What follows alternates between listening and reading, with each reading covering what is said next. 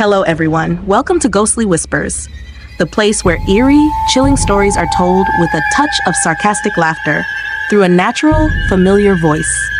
This is a long-running series, each episode a fragment of village life filled with mischief, foolish lads, and the restless spirits lurking in the dark. In this very first episode, we follow three main characters: Old Man Val, a half-baked shaman who loves to brag, and Bot and Sot, two clumsy, lazy fellows who always stumble into ghostly trouble. The story opens in a midland village where life seems calm on the surface, but beneath hides terrifying secrets. That night, the cold northern wind howled down the alley, rattling through the roofs of every home. The sky was pitch black, the village dead silent, only a few distant dogs barking. At the edge of the hamlet, in the shabby old house of Mr. Tho and his wife, the faint light of an oil lamp leaked through the cracks of the door, pale and chilling. The couple sat facing each other, faces tense. Mrs. Tho whispered, trembling, "Husband, are you sure about this? Inviting the medium Lan here? What if misfortune comes?" Mr. Tho drew in a long breath, his voice firm. "I believe it. All my life, I've never been able to see my mother again. The dream last night, it was too real. Mother said she wanted to talk to me. With Madame Lan here today, I must meet her, no matter what." Then he turned to the door. Madame Lan, a woman in her 40s, dressed in flashy clothes with a glaring red headscarf, stepped slowly inside. Her eyes were sharp, her lips curled with confidence. "Greetings, both of you. I am prepared. This spirit-calling ritual is not difficult. All it needs is sincerity." The couple thanked her profusely, then the three sat on the mat spread in the middle of the room. Madame Lan began muttering prayers, her eyes widening, mumbling strange words. After a while, her complexion changed drastically, turning pale. Suddenly, her eyes rolled upward and a guttural, hoarse voice emerged. "Son, my son, it is your mother. I miss you so much." Mr. Tho froze, tears streaming down his face. He trembled, collapsing to his knees. "Mother, is it really you? I've missed you so much." Madame Lan, or rather the being that had taken her body, wept in a broken voice. "It's me, your mother. I've been watching over you." Overcome with emotion, Mr. Tho cried like a child. In his delirium, he suddenly lunged forward, hugging Madame Lan tightly, pressing his face into her chest, sobbing. "Mother, I remember this so well. When I was small, I always pressed my face to you like this. Don't leave me." Madame Lan stiffened, her whole body frozen in shock. She had never expected this. Struggling, she snapped, "You old fool, let go of me." Mrs. Tho stood there, stunned, a mix of disbelief and suspicion. But Mr. Tho only sobbed harder. "Why are you scolding me, Mother? I used to do this all the time when I was a boy." Madame Lan panicked briefly, then quickly adjusted her tone, forcing her voice to waver. "Ah, well, I am only borrowing this medium's body. You mustn't do that. It is forbidden." At last, Mr. Tho stopped, breathing heavily. The atmosphere grew tense, awkward. After a while, the ritual ended. Madame Lan collected her payment and slipped away, silently cursing Mr. Tho for nearly exposing her trick. Outside, the wind screamed through the yard, bitter cold to the bone. Mr. and Mrs. Tho sat dazed, still hearing that haunting voice calling "my son," both tender and terrifying. Meanwhile, in another corner of the village, three shadows crouched behind the fence of Old Man Kot's house. It was Val and his two loyal apprentices, Bot and Sot, about to begin a new mission: stealing plums. Val cleared his throat. "Listen, you two, I'll keep watch out here. You climb in and pick quickly, understand?" Sot pouted. "You always take the easiest part. How's that fair?" Val chuckled smugly. "I sprinkled salt to ward off spirits for you already. Without me, ghosts would have dragged you both away. Now hurry up." The two dared not argue further and climbed over the fence, creeping toward the plum tree heavy with fruit. The wind rustled through the leaves, shadows pressing in, sweat chilling their backs. Bot climbed up first, plucking plums and tucking them into his shirt. But strangely, whenever he put one in, moments later it vanished. At first, he thought they'd fallen, but even after searching the ground, nothing was there. One after another, the plums disappeared without a trace. As Bot grew frustrated, Sot shivered, hearing chewing noises right by his ear. He glanced at Bot, who was still busy picking, not eating. Cold dread surged through him. Sot whispered, shaking. "Hey, was that you eating?" Bot snapped. "Eat what? I'm picking, you idiot." Yet the wet chewing continued in the silence. Both of their faces drained white. Clearly someone or something else was up there with them. Just then, from inside the house, Old Man Cot stirred. Hearing the noise, he grabbed a stick and lumbered out into the yard, grumbling, "Who's stealing my plums? Get down or I'll smash your butts!" Bot and Sot held their breath, clinging to the branches. But Cot's eyes adjusted to the dark, and he froze. High in the tree, a figure swayed, its legs dangling. Slowly, it bent its head down. Two glowing red eyes pierced the dark. A ghastly grin spread across its face. "Oh, dear heavens! A ghost!" Cot shrieked, flinging the stick and sprinting back inside, bolting the door, trembling under his blanket. Bot and Sot stared at each other, horrified. They weren't alone in the tree. A real ghost had appeared. The shadow sat perched on the branch, eyes glowing crimson, its raspy breath wheezing like wind through a mountain pass. Bot stammered, "Did you see? It's looking at me." Sot's teeth chattered. "No, it's looking at me. I'm about to piss myself." Suddenly, the figure cackled, a sound like a child's cry mixed with a cat's wail. Both screamed, tossing the plums, scrambling down and tumbling through the bamboo, scratching their faces bloody. Outside the fence, Val saw them bolting and shouted, "What's wrong? Why are you running like the devil's chasing you?" Bot gasped, pointing toward the tree. Val, about to scold their cowardice, felt a cold gust sweep over him. He looked up and froze too. On the highest branch sat a shadowy figure, hair hanging long, crimson eyes burning, a twisted grin fixed on its face. A real ghost!" Val shrieked, flinging his pouch of salt and sprinting after his apprentices. The three barreled through the grass, gasping, crying out, "Oh Lord!" echoing through the village. By morning, the whole hamlet buzzed. People gossiped that Cot had seen a ghost in his plum tree, screaming all night, trembling even in daylight. Bot and Sot lay pale in bed, shuddering whenever red eyes were mentioned. Val denied everything. "I saw nothing. You two just imagined it." But deep down, all three knew. Last night was no illusion. Something had truly been there. Rumors spread fast. Some claimed it was the spirit of a drowned girl. Others said it was a hungry ghost returning to claim lives. Hearing this, Mr. Tho grew heavier with dread. Since the strange seance, he had been haunted. His wife cowered indoors, never daring to step out at night. At the village pond, children skipped stones, whispering ghost tales. They say the ghost in the plum tree was Madame Lie's daughter, drowned last year. One boy whispered. "No," another argued. "It was a hungry ghost, eyes blazing red. Whoever it sees, it follows home." They shivered, then laughed it off, thinking it only a scare story. But beneath the water, a shadow drifted, hair floating long, watching them. Ripples spread outward. That afternoon, Bot and Sot dragged themselves to see Val, still trembling. Bot grumbled, "You always boast about banishing spirits, yet last night you ran faster than us." Sot nodded. "Exactly. If you don't come up with a plan, I swear I'll quit and herd ducks instead." Val snapped from his hammock. "Silence. I wasn't running. I was luring the ghost out, that's all." The two exchanged looks, unimpressed. Just then, a neighbor came rushing, breathless. Trouble. At Mr. Tho's house. His wife fainted, crying that someone stared at her all night through the window. The three froze, the image of red eyes flashing back into their minds. That night, no one dared leave their homes. The faint moonlight cast eerie shadows, the wind howled relentlessly. Inside Mr. Tho's house, the oil lamp flickered, darkness swallowing every corner. He sat by his wife, pale and trembling. She whimpered, clutching him. Then came the knock. Slow, heavy. Knock, knock, knock. Mr. Tho's voice shook. "Who is it?" No answer. Only more knocking, harder, louder. Mrs. Tho shrieked, clinging to him. He steeled himself and opened the door a crack. Nothing but the swaying plum tree outside. He slammed the door, panting, turning back inside. But just as he turned, through the window crack, two crimson eyes gleamed, fixed on them. The village fell into an even deeper silence. Dogs howled mournfully in the distance. Shadows stretched across the walls in Mr. Tho's home, trembling with the flicker of the lamp. He sank onto the mat, face drained. Mrs. Tho clutched his hand, whispering, "Husband, it's back. Those red eyes watching me all night." Before he could answer, the knocking returned. Slower, more dreadful. Knock, knock, knock. Each thud drilling into their skulls. He mustered courage, shouting, "Who is it?" Silence. Then, out in the yard, a shrill cackle rang, sharp as a woman's laugh, then vanished. Mrs. Tho wailed, "It's followed us home." By morning, panic gripped the village.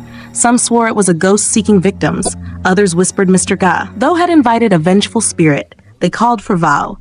Though his guts twisted with fear, he puffed his chest. I will drive it away. No spirit dares haunt this village again. Bot muttered to Sot. Last time he bolted before us. Let's see his show now. Val laid out incense, rice, salt, wine, muttering prayers in half-broken Chinese-Vietnamese verses. Outside, the wind howled, the oil lamp sputtered. The villagers murmured, torn between fear and laughter. Suddenly, a piercing wail rose from the plum grove. A chorus of sobs followed, like countless souls crying. Cold sweat drenched Val, but he screamed back. Spirits, hear me, leave this place or be destroyed. The cries ceased. Silence weighed heavy. All eyes fixed on him. He swallowed hard, scattering rice with trembling hands. From the alley, a figure staggered forth, thin hair veiling its face, a white dress stained with mud. Screams erupted as the villagers scattered. Bot and Sot collapsed, clutching each other. A ghost, a real ghost. Val's legs buckled, but he forced his voice. Stop! Who are you? The figure halted beneath the plum tree. Wind whipped its hair aside, revealing a pale face, eyes blazing red, a grin splitting wide. I am hungry, it rasped. The crowd shrieked. Bot and Sot rolled on the ground. Val nearly fainted. Begone! This land is guarded by the earth god, he cried. But the specter stepped closer, each footfall chilling the air. An old villager gasped. That's the girl who drowned last year. Her soul never crossed over. The ghost swept its gaze, voice moaning, I hunger, I thirst, give me food, give me blood. It lunged. Chaos erupted. People trampled each other.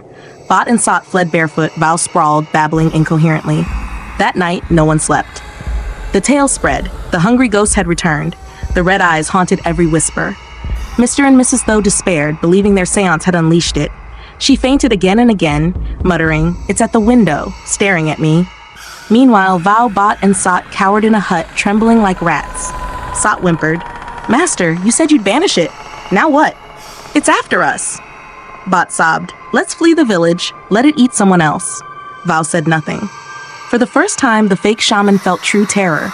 He thought, it all began with that seance. That spirit wasn't Tho's mother. It was the hungry ghost finding its way in. The thought chilled him to the bone. On the third night, no moon, no stars. Silence drowned the village. Then the knocking came again. Not just at Mr. Tho's door, but all across the hamlet. Knock, knock, knock, from house to house. People hid, trembling, plugging their ears. But the sound echoed everywhere, as if dozens of spirits prowled at once. And somewhere in the darkness, the red eyes glowed, watching every home, every villager, every fragile breath. That night, the whole village sank into terror. The ghostly knocks scattered across the hamlet spread unspeakable fear. No one dared peek outside. No one dared open a window. People buried themselves under blankets, hearts pounding wildly, praying only for the night to pass quickly. At dawn, when the roosters crowed, the women gathered at the communal yard. Some pale as sheets, some trembling as they recounted how they had heard the laughter of children under their beds. Others swore they saw a white shadow gliding past the alley.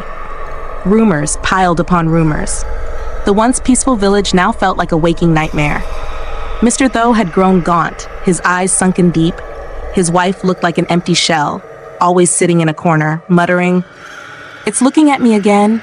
It's outside the window. The sight drew pity, yet no one dared approach them. The wind howled, bitterly cold. The communal yard was pitch dark, only faint moonlight cutting through the gray clouds. The villagers huddled close, shivering at a scene they had never witnessed in their lives. A strange shaman shook his bell ceaselessly, its echo slicing the night. In his hands, golden talismans burst into flame, circling the hungry ghost in mid-air. The ghost howled, thrashing as if burned by invisible fire. Its face twisted grotesquely, its blood-red eyes blazing. You cannot drive me away, it roared, voice shaking the roof tiles. I've fed on the spirit of this land. I will remain forever. The shaman's voice thundered, restless soul bringing only harm. Tonight, I will send you away. He raised his staff, chanting incantations. The deep, resonant verses filled the yard. The wind spiraled, dust rising in a storm. Bot and Sot cowered under the altar, pale as death. Bot stammered, Sot, I peed my pants. Sot hissed, stiff with fear. Shut up, if it hears us, we're dead.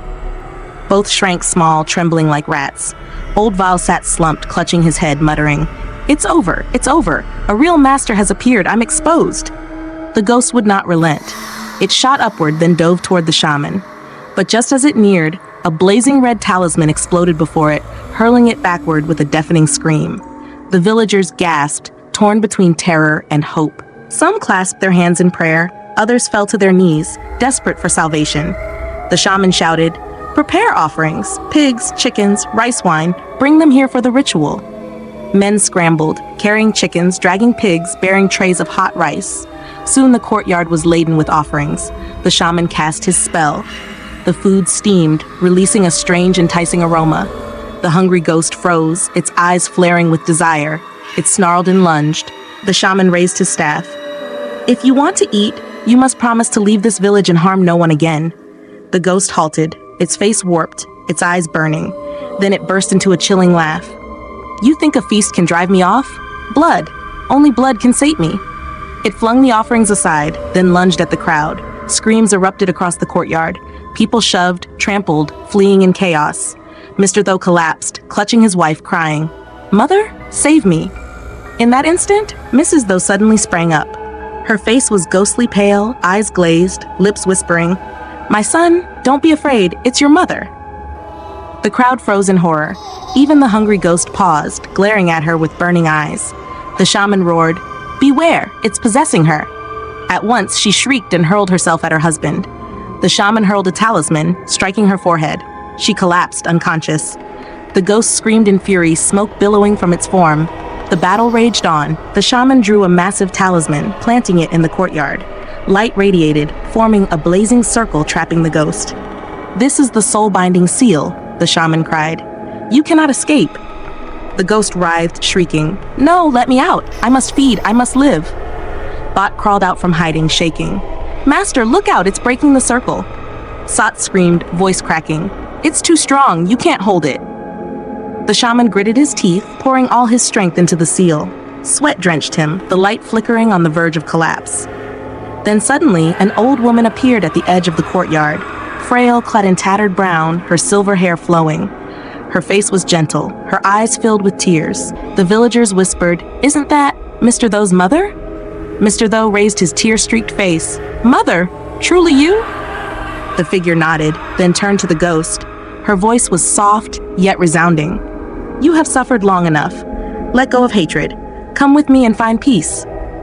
The ghost stared at her, its face twisted, its roar fading. Its crimson eyes flickered, then filled with sorrow. It knelt, whimpering, I am hungry. I am cold. I only wanted a place to belong." The old woman stepped forward, opening her arms. She embraced the wraith. Its form shrank, dissolving into smoke, drawn into the circle of light, vanishing. Silence fell. The wind ceased, mist cleared, moonlight bathed the courtyard. The villagers erupted in sobs and joy. Some bowed, some clung to each other in relief. Mr. Though rushed forward, but only saw his mother's fading figure, smiling kindly before disappearing. He collapsed, weeping bitterly. His wife awoke, clutching him, trembling in confusion. The shaman sighed, exhausted yet resolute. "It is done. The spirit has been released. But remember, never summon the dead again. The boundary between worlds is sacred. Break it and disaster follows." The villagers bowed, voices quivering with thanks. Bot and Sot crawled out, still shaking. Bot whispered, "Master, I'm starving. Is there any chicken left?" Sot smacked his head. "The ghost just vanished, and you're thinking of food?" The villagers laughed through tears, relief mixing with fear. Old Val slinked away into the shadows, dreading exposure. But no one noticed him now. They were too grateful to be alive. That night, peace returned. Yet deep in every heart, the horror of the hungry ghost remained. People whispered, though it was gone, the doorway between worlds had been opened once and would never fully close. Darkness still lingered, waiting for its chance to return. Meanwhile, Val, Bot, and Sot huddled in a rickety shack by the bamboo grove. Hungry and trembling, they dared not go home. Bot groaned, "Master, we'll starve before the ghost gets us." Sot snapped, "This is all your fault! You said banish spirits, you said release souls, but the ghost just clings tighter." Val, pale as death, muttered, "Shut up! I didn't expect it to be this strong." Bot stared outside, murmuring, "Maybe we should find a real shaman. Otherwise, it'll take us sooner or later." Val sighed. He knew his fake ritual were useless against this hungry ghost, yet pride kept him from giving up. "Fine. Tonight, I'll perform a real ritual. If I fail, it's fate." Bot and Sot panicked. "You're mad. If it returns tonight, we're dead. But Val was resolute. That night, beneath the misty moon, Val set up an altar in the courtyard. He lit incense, scattered salt and rice. Curious villagers gathered at a distance, holding their breath. Val knelt, chanting, "Wandering spirit, if you have grievances, speak them. Do not torment the innocent." The wind roared suddenly. The oil lamp sputtered out. Smoke coiled thick. Bot and Sot clung to each other, trembling. A white figure slowly emerged from the mist, eyes burning red, hair disheveled. The villagers shrieked, ready to flee, but morbid curiosity rooted them in place. A chilling voice echoed, each word drawn out. "I am hungry. I am thirsty. You called me back, but gave me nothing to eat." Mr. Tho cried out, "Was it I who summoned you? But I only wish to see my mother. Why is it you?" The figure snapped its head toward him, eyes blazing. "Your mother? Ha! She is gone. You opened the gate, and I came through. I need blood. I need souls." The villagers panicked. Mrs. Tho fainted. Val stammered, "If you are hungry, we will offer food. Spare the villagers." The ghost cackled, its laughter echoing through the courtyard, chilling to the bone. "Food? Human flesh is sweeter. Warm blood fills me." It lunged. The crowd scattered, stumbling in chaos. Bot and Sot hurled aside the altar, scrambling for their lives. Val flung salt, screaming, "Back! Stay back!" But the specter advanced unfazed. Mr. Tho collapsed, weeping, "If it's my fault, take me. Spare my wife, spare the villagers." The ghost halted, its red eyes blazing brighter. Its voice rumbled, "You summoned me. You will pay the price." It stretched a clawed hand toward him. At that moment, a voice rang out, "Stop!" All turned. A strange shaman stood at the courtyard's edge, bell in hand, robe flowing. None knew from where he had come. He shook the bell, its chime reverberating through the night. The ghost shrieked in pain, its crimson eyes flickering. The shaman's voice rang clear, "Hungry ghost, you do not belong here. Return to your realm." The spirit roared, charging. The final confrontation ignited in the courtyard as the villagers screamed in terror. The tale of the hungry ghost in those village was only the beginning. Darker secrets still lurked. Would the villagers truly be free? Or had the door between worlds opened, unleashing even greater horrors? Find out in episode 5 of Ghostly Whispers. If you enjoyed this story, don't forget to subscribe and ring the bell so you won't miss the next chapter. Good night, until we meet again.